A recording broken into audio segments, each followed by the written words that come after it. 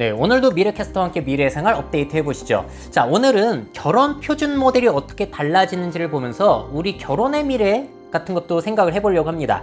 오늘 보실 자료는 결혼정보회사 듀오의 자료이고요. 최근 2년 사이에 혼인한 초혼부부 3,774명을 표본으로 조사 결과를 발표한 거예요. 자, 결혼에 성공한 남녀 표준 모델. 연령은 남성이 몇 살이었냐면은 36.9세, 거의 37입니다. 늦어졌죠? 여성도 33.9세라서 34살. 많이 늦어졌어요. 연소득이 제일 놀라운데 남성은 보통 중위소득이 7천만 원 정도였다는 거예요. 평균이. 자, 그럼 여성도 이 정도인가? 여성은 4,500만 원. 너무 차이가 많이 나죠? 자, 학력 같은 경우에는 4년제 대학 정도는 나와야지 듀오에서 결혼하기 쉬웠던 것 같고요. 직업은 일반 사무직. 신장은 남성이 몇 cm였냐? 176. 여성은 162.9cm였다고 합니다. 거주지는 서울이나 경기 수도권에 살지 않으면 듀오에서 결혼하기는 좀 힘든 것 같다라는 게 보여지는 것 같아요. 그러면은 2005년과 비교했을 때 뭐가 달라졌냐? 남성의 연령 같은 경우에는 3.1세가 더 높아졌고요. 여성은 3.5세가 더 높아졌습니다. 3살 정도 늦어진 것이고, 제일 황당한 건 2005년만 하더라도 남성의 표준 모델이 3천에서 4천만 원이었는데 연소득. 근데 그게 무려 3천만 원이 증가돼서 거의 2배, 7천만 원이 되었다는 거. 자, 그럼 이게 물가가 올라서 그런가? 여성은 근데 변한 게 거의 없어요. 1,500만 원밖에 증가하지 않았다. 자, 그리고 남성에 대한 키 선호도가 이제 조금씩 높아진 거죠. 2.4cm가 더 커진 거고, 근데 여성은 별로 차이가 없어요. 근데 이게 좀 또 황당한 게 뭐가 있냐면은 평균이 남성 중위소득이 7천만 원이었던 거고요. 1억 원 이상의 결혼 성공하신 분들이 거의 25%로 제일 많았대요. 근데 반면에 여성은 3천에서 4천만 원 정도, 여성 중위소득보다도 오히려 적다라는 거. 자, 그럼 이게 남성들이 돈을 많이 벌어서 이렇게 된 것인가? 또 그렇게만도 볼 수 없을 것 같죠?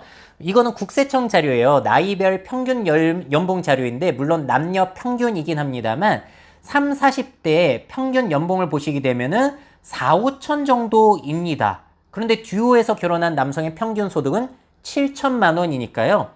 일단 남성은 듀오에서 돈 없으면 결혼하기는 힘들 수 있겠다라는 생각이 들기도 했어요. 그 밖에 듀오에서 공개한 내용들을 살펴보자면은 부부간 연소득은 남편이 높은 경우가 82.3%, 거의 대부분이었다는 거고요. 부부 5쌍 중에 3쌍은 동일 학력과 결혼했다. 그리고 남편의 학력이 더 높은 커플은 24%, 아내의 학력이 더 높은 커플은 17.7%. 학력에 있어서도 기대치가 여성분들이 좀 더 높으신 것 같아요. 그리고 무교인 간의 결혼이 제일 많았어요. 64.9%. 왜냐하면 요즘 젊은 사람들 종교가 없거든요. 종교인과 무교인의 결합이 27%였고 동일 종교인 간의 결합이 제일 적더라. 종교가 없으니까요. 그래서 이런 내용을 토대로 결혼의 미래에 대해서 생각을 해보자면은 미래에도 결혼한 남성의 평균 소득 격차가 더욱 벌어지게 될 것인가가 궁금합니다. 지금 여성의 권리 상승, 남녀 평등 개선을 노력을 했음에도 불구하고도 이런 소득 격차가 벌어졌다는 거, 듀오에서는. 그래서 한번 생각해 볼 거리가 있을 것 같고요. 계속 늦어지는 평균 결혼 연령이 앞으로도 계속 늦어지게 될 것인가. 이것도 한계가 있지 않을까요? 아무래도 임신과 출산을 고려하면 상한선은 있을 것 같은데 아직까지는 높아지고 있습니다. 또 잘하는 결혼에 대한 기대치가 앞으로도 계속 높아질 것인지도 저는 궁금해요. 허례 허식이다 뭐다 해도 결혼한 사람들의 경우에는 계속 그 기대치가 낮아지기는커녕 높아지고 있더라. 자, 높아진 결혼 기대치가 그래서 출산에 미치는 영향은 어떻겠냐라는 것이죠. 그 기대치에 못 미치면 결혼과 출산을 포기해버리니까 이건 저출산의 긍정적인 요소는 아닐 것 같아요. 자, 그리고 미래에도 대한민국 사람들은 동거제도가 아니라 결혼제도를 제일 선호할까요? 유럽은 지금 결혼보다도 동거를 선호하는 나라들이 꽤 있잖아요. 이게 잘하는 결혼에 대한 기준이 너무나 공고해져 있다 보니까 차라리 좋아하는 사람의 결합에 새 판을 깔아주는 게 저는 대한민국의 해보다 얻을 게 이점이 많지 않나라고 생각을 합니다. 한번 흔들어줘야 된다는 것이죠. 그리고 여러분들 결혼정보업체는 미래 성장산업이라고 보세요? 사양산업이라고 보세요?